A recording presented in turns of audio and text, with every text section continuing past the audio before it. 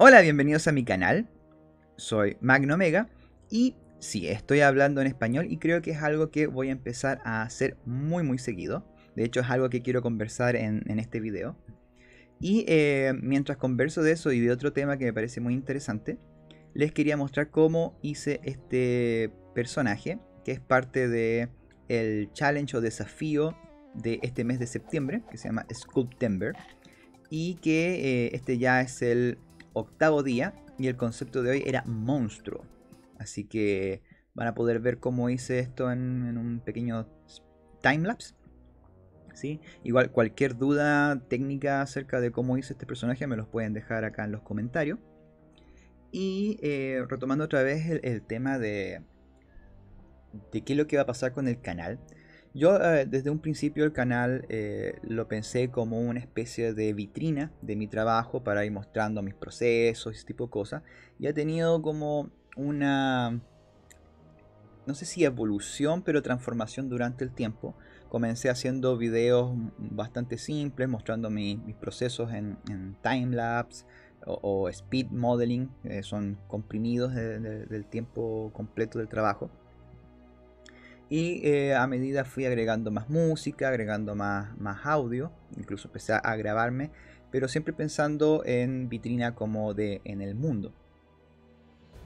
Y tratando, por lo mismo, tratando de hablar en inglés. Si bien no es eh, mi fuerte hablar en inglés, me ha servido mucho para ir practicando y hablando un poco más fluido. Sin embargo, como es un idioma que no domino del todo, me cuesta un poco ser yo mismo o de poder hablar de manera fluida. Y hay varios temas que me gustaría ir conversando en los videos cuando los voy subiendo y se me hace muy complicado hablarlos en inglés.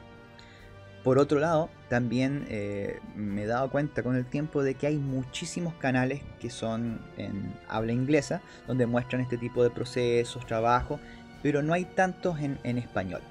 ¿Sí? Y creo que sería interesante, por mi lado también, poder entregarles valor con ciertos conocimientos o ciertos pensamientos que pueda tener alrededor de lo que es freelance o el trabajo digital.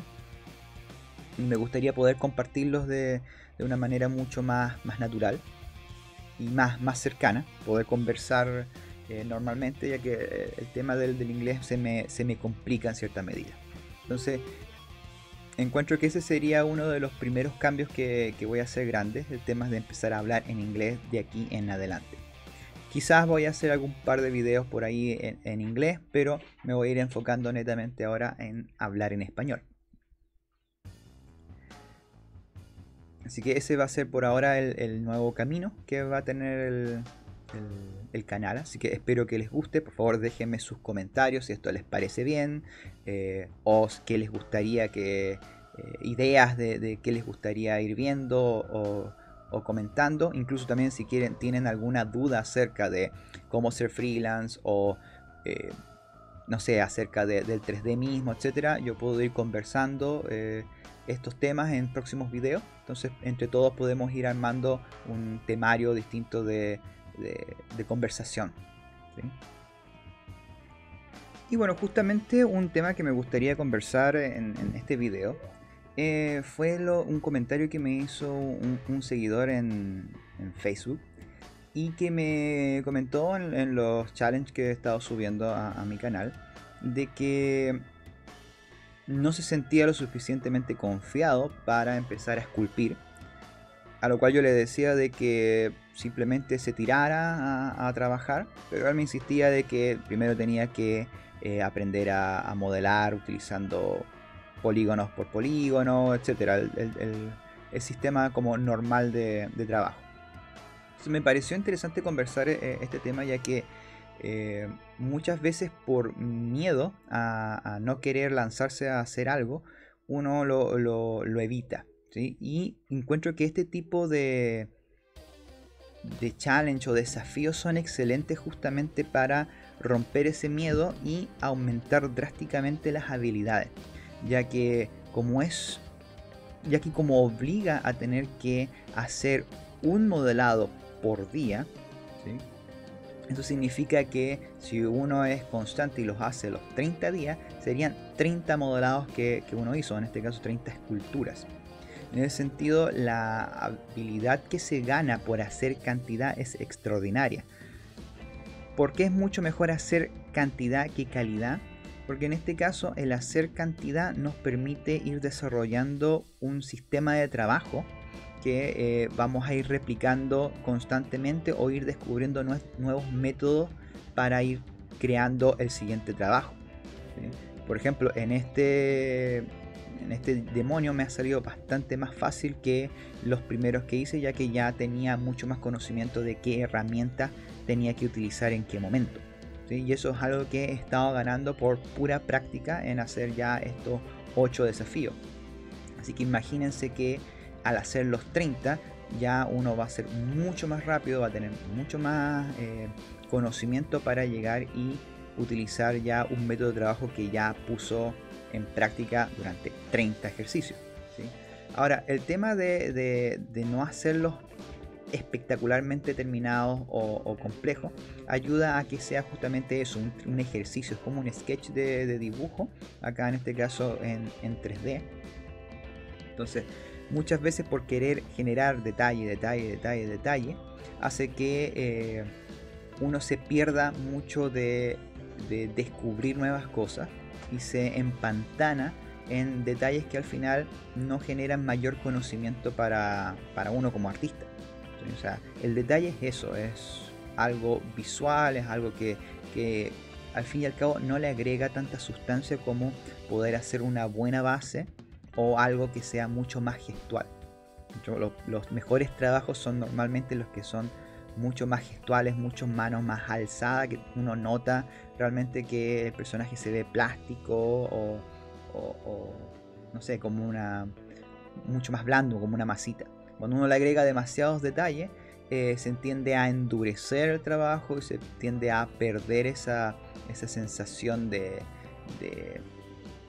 gestualidad, ¿sí? Entonces, por eso es muy importante que no tener miedo a esto. Si bien a mí me ha costado, pero y cuesta, porque hay una resistencia detrás de que mejor no hago esto, prefiero hacer otras cosas, pero creo que es una buena inversión que uno puede hacerse a sí mismo, es el tema de practicar y afilar la sierra, como se le dice. Es un buen momento para mejorar las habilidades, así que les recomiendo que le echen un vistazo a este desafío. Se llama Sculptember. Si ustedes lo buscan por Instagram o en Twitter, si no me equivoco, ustedes pueden encontrarlo y van a ver ahí una cantidad de trabajos espectaculares. Eso también sirve muchísimo para inspirarse. Trabajar en estos tipos de challenge, uno está trabajando con prácticamente un montón de artistas que están diseñando y creando cosas diferentes. De hecho, yo he visto trabajos muy muy buenos. Por ejemplo, me recuerdo uno en particular que era el día 4, que se trataba de hacer el concepto de square, cuadrado, y vi un personaje de The Spider-Man, de Kingpin, este personaje grandote, vestido con el traje de Bob Esponja. No se me hubiera ocurrido jamás haber hecho eso, me pareció muy hilarante, muy chistoso, y es sumamente interesante poder ver qué es lo que hacen los demás participantes y ir aprendiendo también de ellos, y posiblemente recibir también feedback de gente muy muy hábil en cuanto a esto del 3D. Así que yo los invito a que hagan este tipo de desafíos. No necesariamente pueden hacer sus propios desafíos, pueden buscar por internet, utilizar por ejemplo las mismas listas del Inktober, que es este desafío de tintas para octubre, o buscar 30 días de desafío para artistas. Está lleno en Google si ustedes buscan, así que son unas buenas formas para inspirarse y hacer pequeños trabajos diarios que van a ir mejorando muchísimo sus habilidades y encontrando nuevas formas de trabajar que les van a hacer mucho más rápido y mucho más profesional.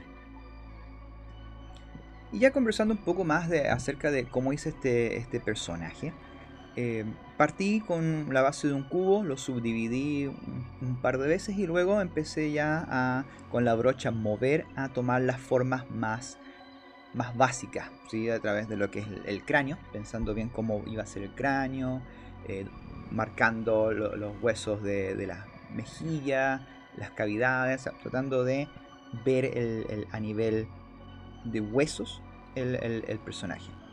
Y además usando mucho la herramienta esta de Dyntopo, que es la subdivisión que tiene Blender, que es muy potente.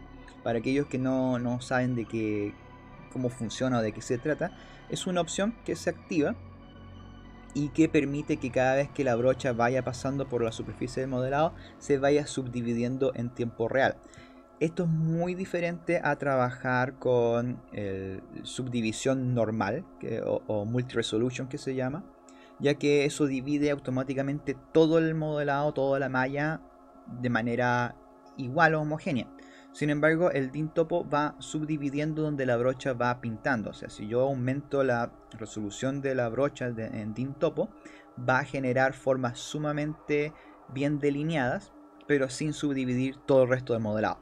En ese sentido, uno puede generar detalles muy finos sin arruinar el resto de la topología, o si uno lo maneja bien, puede hacer modelados bastante livianos con detalles bien focalizados dentro del modelado. A mí me gusta muchísimo trabajar de esta forma, ya que me hace sentir que es una masilla mucho más elástica, muy parecida a trabajar con plasticera o plasticina. De hecho, es un efecto que se siente muy similar también en este programa ZBrush, ¿sí? Sin embargo, encuentro que las herramientas que ahora trae Blender, desde el 2.5 que ya estaba potente y ahora lo tiene más todavía, en el 2.8, encuentro que no tienen nada que envidiarle. Es sumamente poderoso. Una de las complicaciones que tuve y que quería un poco experimentar a comparación de los otros trabajos que he hecho previamente, si quieren pueden ver los otros videos que he hecho antes, es que acá quería romper un poco el tema de la simetría. Los demás personajes todos los hice solamente mirando hacia el frente, un poquito mirando hacia abajo, pero siempre simétrico. Yo en este personaje quería que tuviera un poquito ladeado la cara y que tuviera un pequeño gesto así como de molestia. Y me complicó un poco el tema de poder rotar el cráneo, ¿sí? Ya que no encontré ninguna herramienta que me permitiera hacer eso de manera rápida. Y al volverlo en modo edición y mover los vértices se me colgaba un buen rato el Blender, ¿sí? Entonces tuve que esperar ahí hasta que empezó a moverse. Habrá tardado sus 20 segundos, que pensé que se iba a caer el programa, pero lo aguantó y ahí roté con la herramienta rotar y selección suave. Pude rotar un poco la cabeza para generar el gesto y luego ya con la herramienta de mover en escultura y quitando la simetría pude poner un poco las facciones como quería. Encontré que esa es una de las complicaciones. Creo que en la versión 2.81 van a agregar una brocha bastante poderosa que va a permitir justamente solucionar ese problema de que si uno ya hizo la escultura no lo puede mover de manera fácil. Ahora, hay otros métodos para hacer la escultura, no lo hice acá. Yo creo que en próximos trabajos sí lo voy a empezar a hacer, que es hacerlo a través de piezas modulares o piezas separadas. Entonces, por ejemplo, se hace la cabeza un objeto, las orejas otro, y ahí uno empieza a ponerlas en pose, y una vez que está en pose todo eso se colapsa y se genera un nuevo modelado. Así normalmente es como se hace para tener personajes en pose.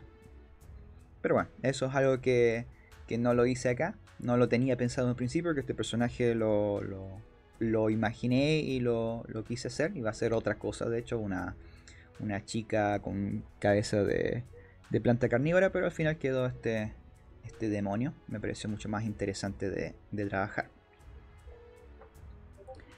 Bueno, eso es todo por este video. Espero que les guste esta nueva metodología, donde voy a conversar algún tema que me parece interesante y de paso voy a explicar cómo hago el personaje o lo que esté trabajando en el video.